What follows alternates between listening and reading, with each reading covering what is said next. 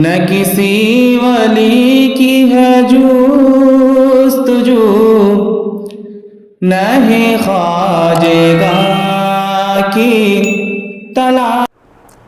अल्हम्दुलिल्लाहि रब्बिल आलमीन वस्सलातु वस्सलामु अला सय्यदिल अंबिया वल मुरसलीन अम्मा बाद। अब यहाँ से मुरक्कब गैर मुफीद या मुरक्कब नाकिस की बहस शुरू किया जा रहा है। मुरक्कब गैर मुफीद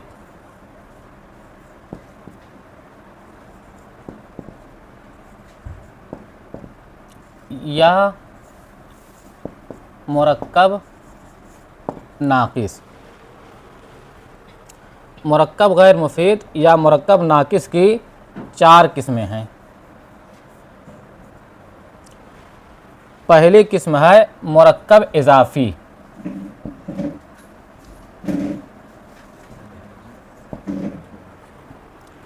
मुरक्कब गैर मुफीद, इसकी तारीफ़ क्या है पहले ये समझें। मुरक्कब गैर मुफीद या मुरक्कब नाकिस वो मुरक्कब है कि जब कहने वाला चुप हो जाए तो सुनने वाले को कोई खबर या तलब मालूम ना हो। इससे पहले आपने पढ़ा था मुरक्कब मुफीद या मुरक्कब ताम। तो वहाँ तारीफ़ में ये बात आई थी कि कहने वाला जब अपनी बात ख़त्म कर दे, कहने वाला जब कह करके चुप हो जाए तो सुनने वाले को कोई खबर या तलब मालूम हो, तो वो मुरक्कब मुफीद है या मुरक्कब ताम है। अब है मुरक्कब गैर मुफीद या मुरक्कब नाकिस। इसकी तारीफ़ है कि कहने वाला अपनी बात कहकर चुप हो जाए तो सुनने वाले को कोई खबर, कोई तलब मालूम ना हो। जैसे एक मिसाल देखिए, कहा जाए गुलामो ज़ैदिन, ज़ैद का गुलाम। एक आदमी ये जुमला कहा, गुलामो ज़ैदिन, ज़ैद का गुलाम, और कह करके चुप हो गया। आपने उसकी बात सुन लिया। अब आपको पूरी बात उसकी समझ में नहीं आई। उसने कहा गुलामो ज़ैदिन, ज़ैद का गुलाम, लेकिन ज़ैद का गुलाम क्या ज़ैद का गुलाम? ज़ैद का गुलाम खाना खाया कि पानी पिया, कि ज़ैद का गुलाम भाग गया, कि ज़ैद का गुलाम बीमार हो गया? ये बात पूरी तरह से समझ में नहीं आई। खाली इतना समझ में आया ज़ैद का गुलाम, लेकिन ज़ैद का गुलाम को क्या हुआ है ये बात अभी बाकी है। गोया यहाँ पर गुलामो ज़ैदिन ये नाकिस है, ये अधूरा है, ये गैर मुफीद है। यानी कहने वाला अपनी बात कह करके चुप हो गया तो सुनने वाले को कोई खबर या सुनने वाले को कोई तलब मालूम ना हुई। तो गैर मुफीद या नाकिस किसे कहते हैं? जब कहने वाला अपनी बात कह करके चुप हो जाए तो सुनने वाले को कोई खबर या सुनने वाले को कोई तलब मालूम ना हो। अब है मुरक्कब गैर मुफीद की किस्में। मुरक्कब गैर मुफीद की कुल चार किस्में हैं। पहली किस्म है मुरक्कब इज़ाफ़ी और दूसरी किस्म है मुरक्कब तौसीफ़ी और तीसरी किस्म है मुरक्कब बिनाई और चौथी किस्म है मुरक्कब मना सर्फ। मुरक्कब बिनाई को मुरक्कब तादादी और मुरक्कब अददी भी कहते हैं और मुरक्कब मना सर्फ को मुरक्कब मज़जी और मुरक्कब इम्तिज़ाजी भी कहते हैं। अब मुरक्कब इजाफी कहते किसे हैं? मुरक्कब इजाफी कहते हैं वो मुरक्कब है जिसमें एक चीज को दूसरे की तरफ मंसूब किया गया हो। मुरक्कब इजाफी में एक चीज दूसरे की तरफ मंसूब होती है और जिस चीज को मंसूब किया जाता है उसको मुज़ाफ इलैह कहते हैं और जिसकी तरफ मंसूब किया जाता है उसको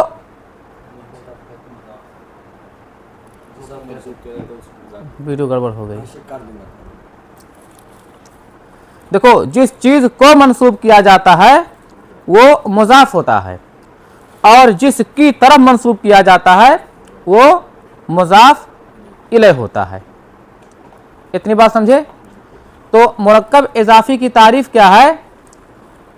वो मुरक्कब जिसमें एक चीज को दूसरे की तरफ मंसूब किया जाता है।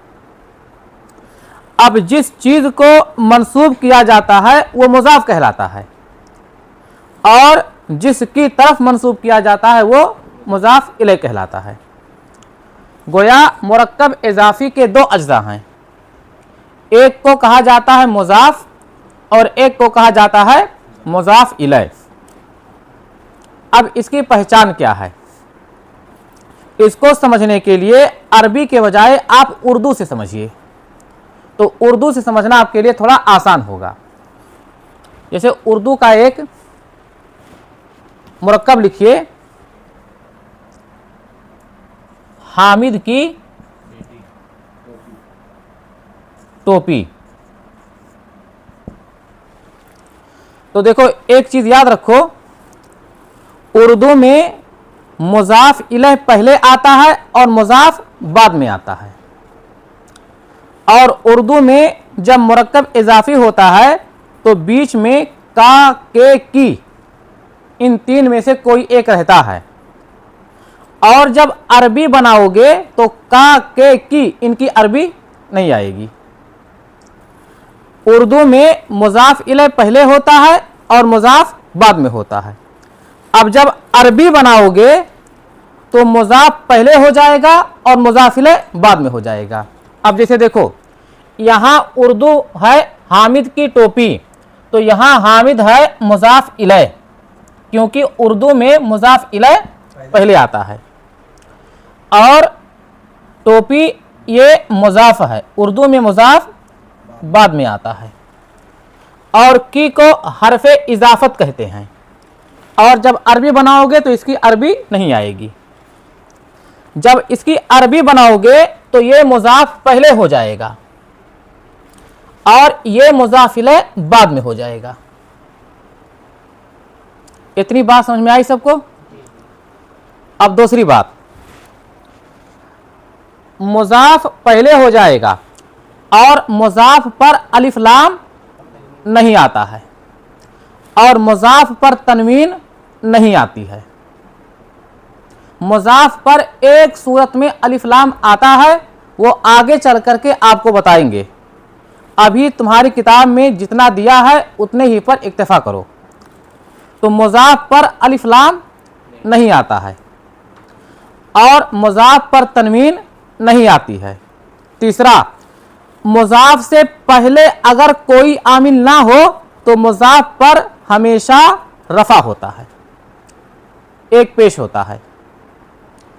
अब ये तीनों कायदा है, इन तीनों कवायद की रोशनी में आप इस मुज़ाफ की अरबी बनाओ, उस पर अलिफ लाम ना हो, उस पर तनवीन ना हो और देखो जब इसकी अरबी बनाओगे तो उसके पहले कोई आमिल नहीं होगा तो उस पर क्या आएगा? एक पेश आएगा। अब उसकी रोशनी में बनाओ तो क्या आएगा?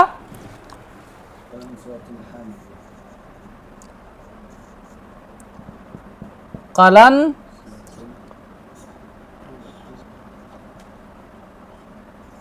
व तो। और अब मुज़ाफ इलैह देखो, देखो मुज़ाफ इलैह पर हमेशा कसरा आएगा, यानी एक ज़ेर आएगा और कभी कभी दो ज़ेर आएगा। एक ज़ेर कब आएगा? जब मुज़ाफ इले पर अलिफ लाम होगा और जब मुज़ाफ इले पर अलिफ लाम नहीं होगा तो दो ज़ियर आएगा। अब यहाँ देखिए हामिद पे अलिफ लाम नहीं है तो यहाँ क्या करोगे, हामिदीन। अब देखो ये हुआ कलन सोतो हामिदुन, ये है मुरक्कब इजाफी। तो मुरक्कब इजाफी की तारीफ है जब दो कलिमों में से एक को दूसरे की तरफ मंसूब किया गया हो तो वो मुरक्कब इजाफी कहलाता है। और उस वक्त जो चीज़ दूसरे कलिमा की तरफ मंसूब हो या जो कलिमा दूसरे की तरफ मंसूब हो वो कलिमा मुज़ाफ होता है और जिसकी तरफ मंसूब हो वो मुज़ाफ इलैह होता है। और अरबी में मुज़ाफ पर अलिफ लाम नहीं आता है, मुज़ाफ पर तनवीन नहीं आती है और मुज़ाफ से पहले अगर कोई आमिल ना हो तो मुज़ाफ पर हमेशा पेश होता है। और मुज़ाफ इलैह अगर इस पर अलिफ लाम हो तो एक ज़ियर रहेगा और अगर अलिफ लाम ना हो तो दो ज़ियर रहेगा। अब इसमें कुछ तफसील है, जैसे अगर मुज़ाफ इलैह गैर मुनसरिफ हो तो गैर मुनसरिफ कसरा कबूल नहीं करता है तो उस वक्त हालत जर्री में उसका इराब फतह के साथ होगा। इतनी बात सब समझ गए।